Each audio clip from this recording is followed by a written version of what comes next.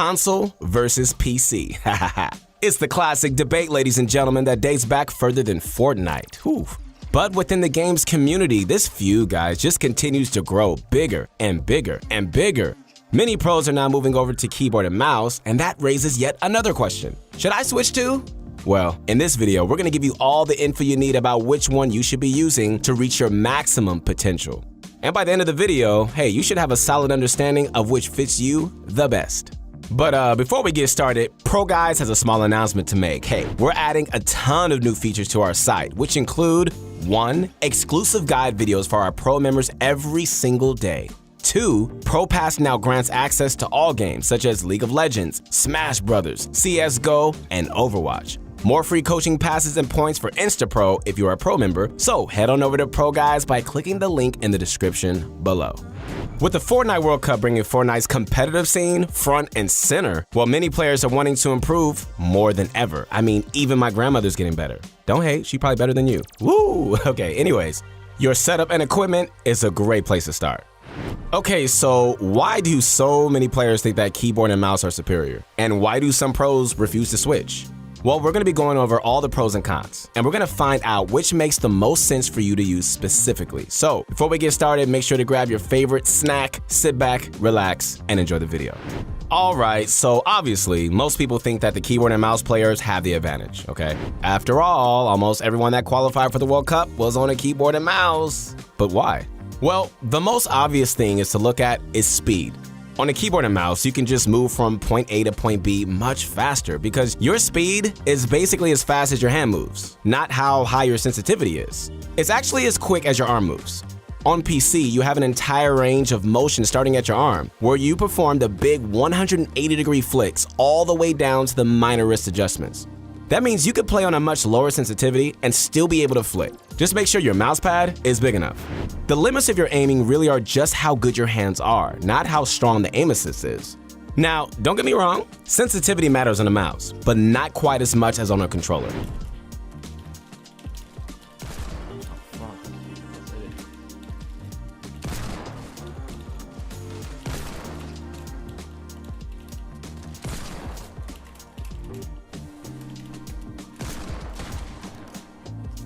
What? Yeah. Well, that might not be your everyday flick. Mr. Savage is an absolute monster. Granted, he definitely spent years and years perfecting that aim. That took a lot of practice, but it's still nuts just to see how good some people can get. But nevertheless, that's a vital part of aiming, guys, where consoles are just kind of lacking. Well, you could just crank up your sensitivity a ton, but that'll just make it really tough to precisely build an aim. So you don't want to do that. Try looking up your favorite pro sensitivity and then set it to what they're playing on. That should help a lot. Although mice aren't actually the best for tracking at first. Most pro players do have really solid tracing, but that takes a while to develop. All the other platforms have aim assist, right? Which makes it really easy to have smooth aim. Even mobile players can play pretty well with an automatic weapon because it doesn't require too much aim. All right, the next is keybinds. Okay, so on a standard computer keyboard, right, there are 110 keys, which means you have a potential of 110 keybinds, plus all the keys in your mouse. And some of you guys, like, some of your mouses are just ridiculous. Like, some of them are like bigger than my car, all right? Like, why is your mouse so big, bro? Like, seriously, I can't even see you. You're hiding behind your mouse. Anyways, you're probably not even gonna be using all the keybinds in the first place, but it's still a lot more than console. What really makes this so advantageous is that they're easier to reach. You don't even have to take your fingers off of any important keys to hit the other keybinds, which also makes building a lot easier. Controllers do have enough to have every command field, but some of them are just really cumbersome to reach. Okay, so one big problem in most competitive games is that you actually have to take your hands off of the movement keys to hit something else, which actually can be a huge problem. On a keyboard, this rarely happens, making it much better for quick building. Weapon switching is actually really tough on a console because you have to remove your hands. Well, we're gonna give this one to keyboard and mouse. All right, so now we've got controller, and you might be surprised how many benefits it actually has. They're actually really not terrible. That's why we see some pro players deciding to just play with the controller on their PC because it's good enough. It really is. Going back to ground zero might not be an option for pros, but maybe it can be for you. So the first thing we have is the obvious one, aim assist, the infamous L2 spam.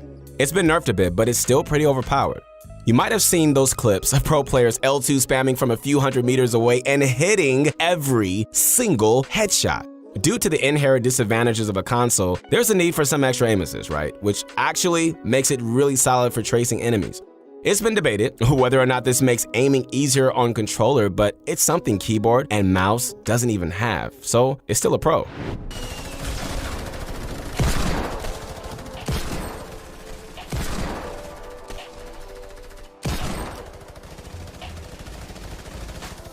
Thank God they nerfed it. Thank God. Another thing is 360-degree movement. Obviously, a joystick can move in an entire circle of direction, meaning you can move in way more directions than on a keyboard, where you can only move in 8. That makes movement much smoother on a controller. Razor X is a great example of this. He is so good because he's able to move so smoothly around his builds.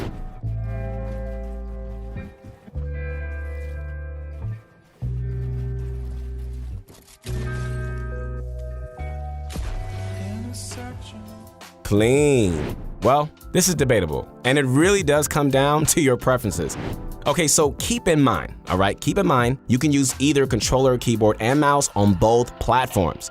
There are adapters for both consoles, right? And most controllers are actually supported on Windows. Okay, well, the final conclusion is that keyboard and mouse is better.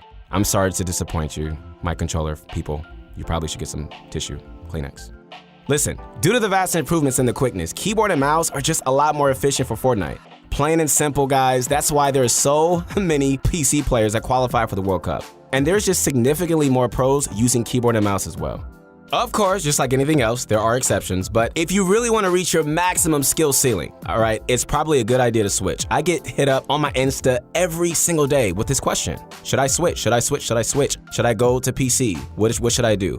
Not everyone has the time or hands to be as good as Faceway or even Ghost Aiden, but it's also important to note that they're still playing on a PC, which gives them significantly better performance and reduced input lag. But if you've been playing on console for a while, all right, and you're already playing well, listen, there's just no need to switch unless you're really just trying to be the best of the best. It does take a while to learn good aiming and muscle memory. For some, it may even take years. So trust me when I say this, trust us, it's frustrating to pick up at first, but at some point, you will get it. Yo, where you at, bro? I'm not with you. What the f are you doing, PK? So we have seen a few pros make the switch. And even though most of them switched a while ago, it's still possible that we can see some new PC players just start to rise in the ranks. All right, so you're never gonna guess who was a console player. Never. All right, so since you're never gonna guess, I might as well tell you. Bugha. Yep, I just said it. The one that just won the biggest Fortnite championship in the world. Have you heard of him? Yeah, that guy, that one. And if he can do it, you can too. So believe in yourself. If you want to make the switch, hey, I just say go for it. Just be ready to grind and grind and grind because it isn't that easy. But if you put the practice in, hey, anything is possible. I guarantee you that. It does feel really, really good when you surpass your old console self though. Yeah, that's a great moment. It actually feels like an entirely new game. You feel like you're on top of the world. I know because I didn't actually do it, but my grandma did. Yeah. No, I'm playing. But, let's not discredit controllers completely either. They can be really, really good builders too. FaZe Sway, Razor X, Ghost Innocence. They are all really, really good. Check out our most recent video on Innocence to see some of his insane plays. They make the controller just seem really good, maybe even better. Plus, it does give them clout, honestly. So, as you can probably tell, it's all up to you if you decide to switch because lots of it just depends on if it's worth it to you. So take notes of what we said. Make sure it's your choice, and it's not the end of the world. If you're still not sure, then try using a keyboard and mouse on console and just see how it feels. Once you feel really, really good, then maybe make the switch to buy a PC. Just like I tell you guys on my Instagram, just spend some time in creative, all right? And you could probably just reach where you want to be at, like how you were on console, within a few months. Of the pro players who switched from controller, it took most of them around 3 months to get to the point that they were on a controller. Bugha spent a few months adjusting the keyboard and mouse, and he was already a top-tier player. Oh yeah, please do not fall until you need a $10,000 PC myth, okay? It's not true. All right, so you can get one for a couple $100s, and it actually should perform better than a console, all right? For a pretty bare-bones budget build, you'll be looking at around $500. All right, so for those of you that are not old enough to work yet, okay, just ask your parents if you could just take out the trash or walk the dog, and you could probably make some money doing that, all right? So go clean those dishes, make some money. So, of course, $500 is obviously more than a console, but it is worth more considering all it has to offer. Not only is the performance better, but you're also investing in a great experience. You can do so much more on a PC than you could do on a console, regardless of the price. And once the hardware becomes outdated, you can just replace the one component and it'll be good for years to come. Anyways, this isn't supposed to be a PC versus console debate, but lots of people just seem to consider cost as an issue when it isn't too bad. Last but certainly not least, we've got to mention the mobile and Switch players, right?